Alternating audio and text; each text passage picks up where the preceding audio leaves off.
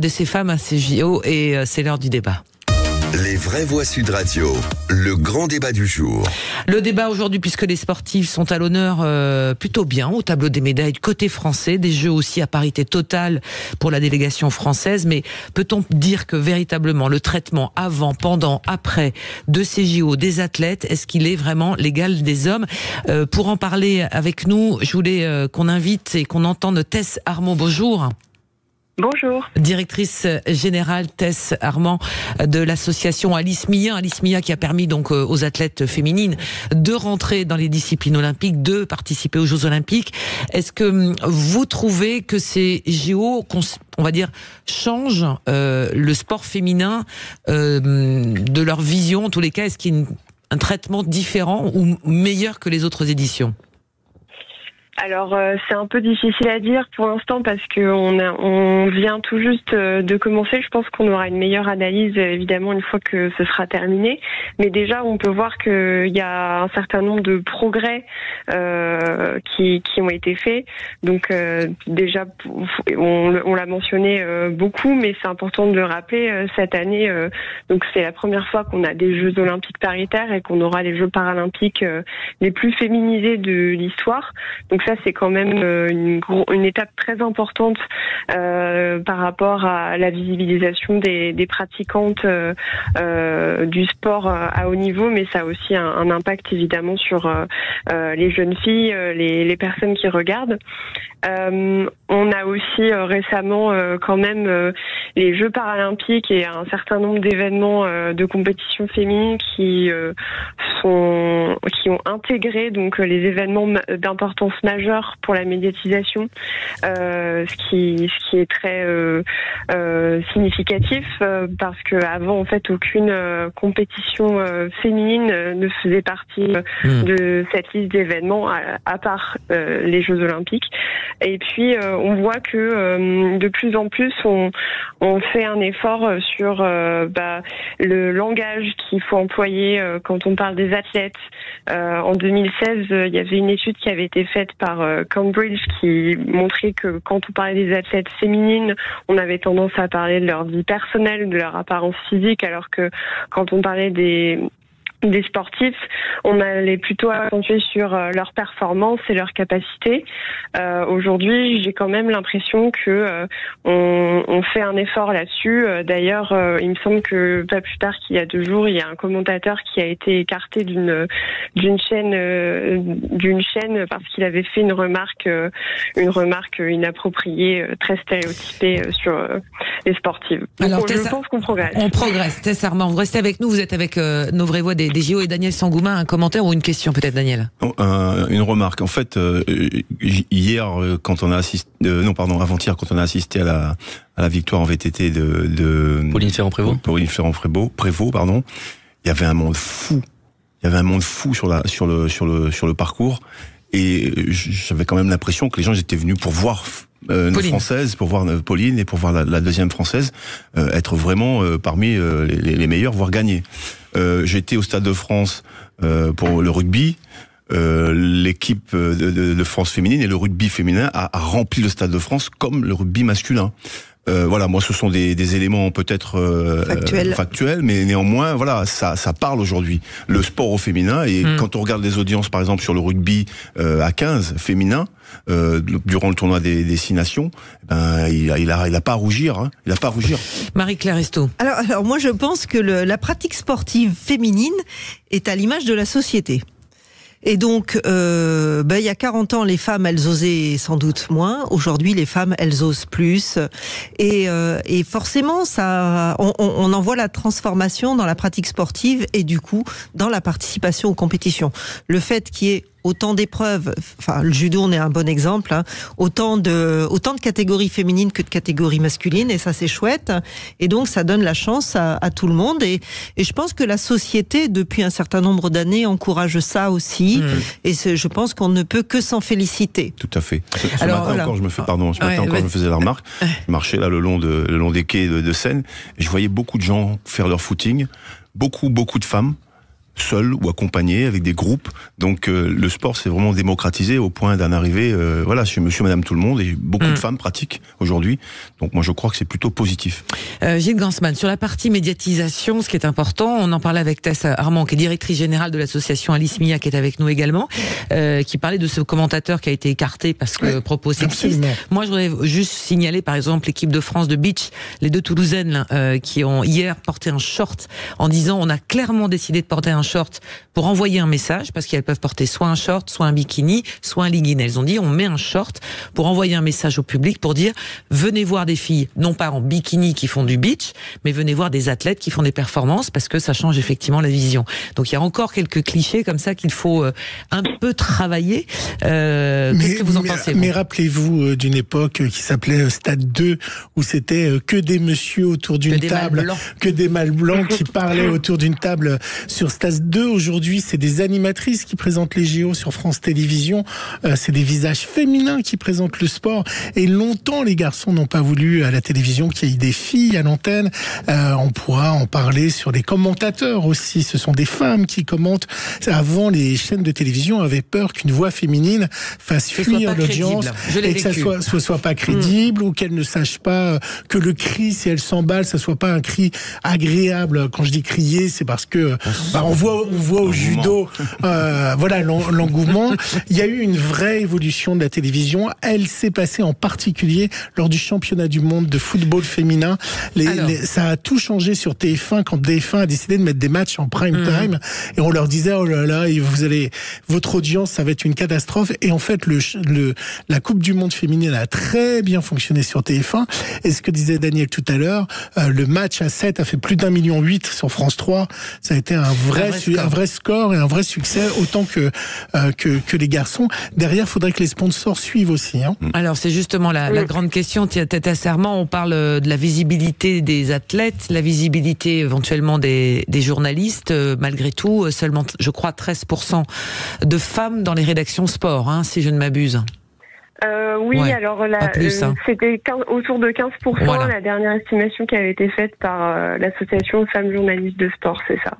Voilà, et sachez que Sud Radio a signé cette convention avec tous les autres médias pour justement laisser la place aux femmes à l'antenne pour parler de sport et effectivement ne pas laisser que les hommes s'emparer des choses. Après, il y a aussi des fédérations qu'il faut féliciter, bien entendu le judo, effectivement la parité, l'athlétisme. Je remarque aussi, et puisqu'on va parler peut-être un peu d'argent, que la fédération de tennis, et notamment Roland Garros, ont fait en sorte que les primes de victoire sont égales, garçons ou filles. Donc petit à petit, et peut-être même dans les autres grands chelems, maintenant je pense que c'est comme ça. Donc il n'y a plus de disparité. Au football, les footballeuses de l'équipe américaine ont fait grève en disant voilà, nous on veut les mêmes primes pour les mêmes championnats, et ça a été voté ainsi. Donc voilà, les choses évoluent. Doucement peut-être pas assez vite, mais les choses évoluent. Malgré tout, on sent quand même que le sport féminin, économiquement, est plus fragile ou plus fragilisé que le sport masculin ou pas du tout? Oui, je pourrais pas dire qu'aujourd'hui le sport féminin est aussi stable que l'équivalent masculin aujourd'hui, puisqu'on a encore des athlètes qui doivent faire des cagnottes pour lever des fonds pour participer à des compétitions et tenter de se qualifier l'année des Jeux Olympiques. Donc on prend souvent l'exemple de Jonah Egui qui avait donc vendu des meubles sur le Bon Coin pour pouvoir justement avoir des fonds pour voyager, participer à des compétitions. On manque encore de cette stabilité-là, surtout sur les sports individuels. On voit que côté handball, la convention collective qui a été adoptée il y a quelques années maintenant a permis vraiment de montrer l'exemple et donc est en train d'être suivi par le basket, par d'autres sports.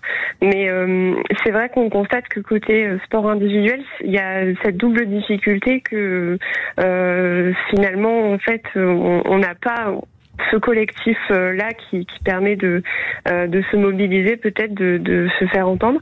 Mais ce qui reste positif, parce qu'on aime bien rester dans le positif quand même, c'est que Aujourd'hui, en effet, les marques qui investissent, les chaînes qui s'engagent pour diffuser des compétitions féminines, en fait, elles se retrouvent très très majoritairement gagnantes. On l'a vu avec, par exemple, la Coupe du Monde de football l'été dernier, qui avait failli ne pas être diffusée et au final a battu des records d'audience en France. On le voit aussi sur des études plus économiques.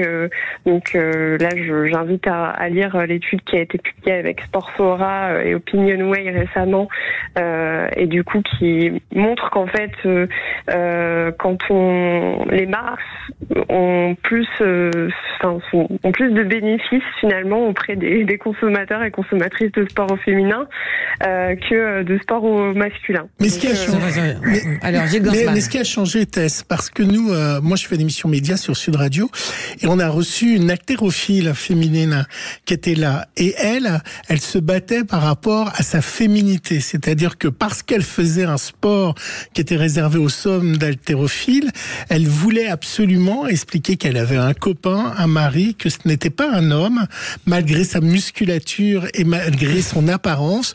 Et moi, j'avais été très touché par elle, et on avait parlé avec Valérie dans cette émission, la grosse difficulté pour des femmes ou des jeunes filles de se dire on va se faire un sport pour pas qu'on leur dise mais vous êtes des mecs en fait. C'est ce qui est arrivé à Amélie Mauresmo quand même, qui était assez violent. Et donc, ce préjugé-là est aussi important pour que des femmes aillent faire du sport sans se dire... sans renier sa féminité.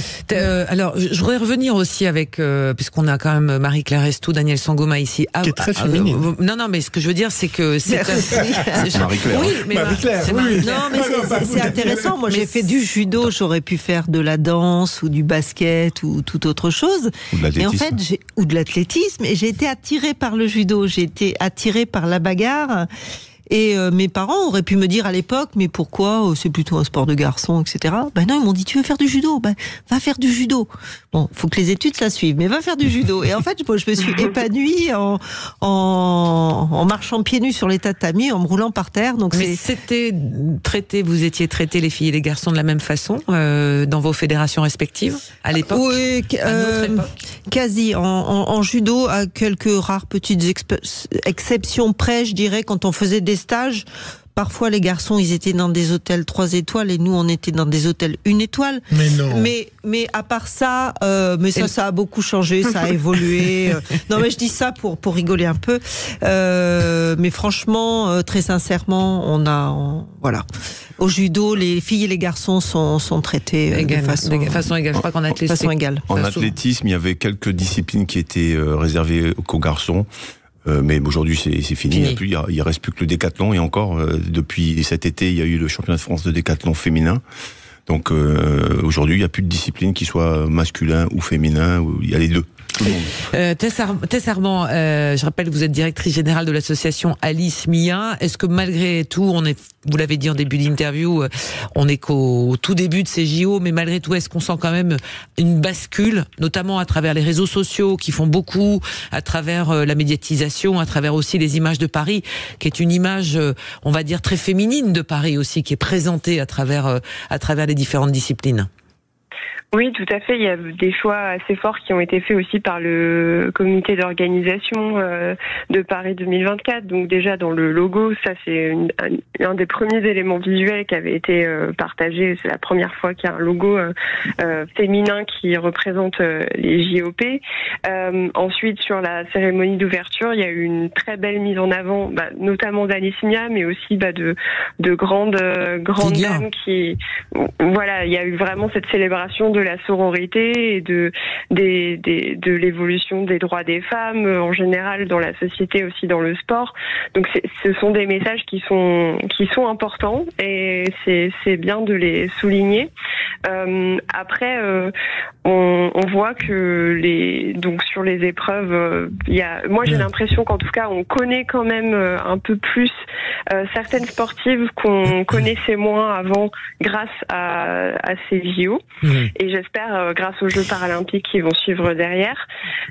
Après, pour rebondir sur la réflexion sur la féminité, je trouve ça dommage qu'encore aujourd'hui, en fait, ce soit un sujet de devoir forcément se sentir, en fait, devoir se justifier.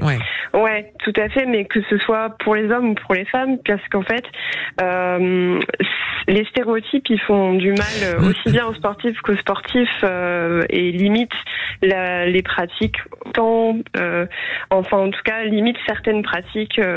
Donc, quand on parle des pratiques plus artistiques, on peut aussi avoir des jeunes garçons qui souhaiteraient aller vers ces pratiques, vers la danse et inversement. Voilà, il y en a pour tout le monde et tout le monde s'y retrouve. Tess Armand, merci beaucoup d'avoir été avec nous dans ce débat des vraies voix des JO, directrice générale de l'association Alice Mia. Et puis petit indicateur quand même, c'est que nos confrères de l'équipe font très attention à l'équilibre des photos en une. Par exemple, quand il y a 2 médailles d'or le même jour, notamment Antoine Dupont et une autre médaillée, il y a les photos des deux, ce qui n'avait pas été le cas quand Messi est arrivé à Paris, que les Françaises à handball étaient championnes à ce moment-là olympique et n'avaient eu droit qu'un petit bandeau. Juste, je voulais rebondir sur Alice Mia. Je pense que c'est l'association qui a fait un très très beau livre avec que des magnifiques sportives. Et donc je voudrais les féliciter parce que c'est un très bel ouvrage que je recommande à tous les amoureux du sport. Alice Mia, cette légende de l'histoire du sport français. Guillaume qui est avec nous, Guillaume d'Issy-les-Moulineaux. Oui, bonjour. Sur le sport féminin, quelle est votre vision, vous ? Écoutez, je crois qu'on peut avoir 2 approches. Il y a une approche sociologique et une approche, je dirais, plus économique des choses, mais les deux sont intimement liés. Je voudrais juste rappeler un chiffre. En France, au 1er janvier 2022, on comptait 67,8 millions d'habitants. Et vous savez, il y a plus de femmes que d'hommes. Il y a 51,7% de femmes en France. Donc effectivement, après, on peut se dire, mais pourquoi il y a si peu de femmes dans le monde sportif? Alors, il y a eu des études qui ont été menées, notamment par des fédérations sportives ou d'autres organismes, et qui montrent que la plupart du temps, en fait, souvent les jeunes adolescentes, à contrario des hommes, en fait, abandonnent le sport à l'âge de l'adolescence. C'est des études qui ont été menées par l'INSEE notamment. Et il y a aussi quelque chose que j'aimerais dire, c'est que quand je disais c'est sociologique et économique, oui, pourquoi est-ce qu'on retransmet plus un match de foot masculin qu'un match de foot féminin? Pourquoi est-ce que les médias en parlent davantage? C'est parce qu'il y a de l'argent et il faut effectivement, c'est peut-être triste à dire, mais il faut que le sport féminin se monétise davantage. Et mais il faut trouver des diffuseurs aussi qui prennent ce risque-là. Et c'est souvent ce qui est très compliqué dans tout ça. On pourrait, alors je suis désolée, mais on arrive au terme de ce débat, mais on pourrait revenir à la fin des JO et même après. Tess Armand, directrice générale de l'association Alice Mia, merci beaucoup d'être passé nous voir. Merci beaucoup à vous. Guillaume, vous ne bougez pas parce qu'on sent que vous êtes un féru de sport, mais c'est l'heure du quiz des JO. Vous êtes prêts et vous allez pouvoir choisir avec qui vous allez jouer dans un instant. On s'arrête quelques secondes, vous réfléchissez. Vous nous direz qui de Daniel Sangouma ou Marie-Claire Restou et Gilles Gansman vous choisissez pour le quiz des JO. À tout de suite.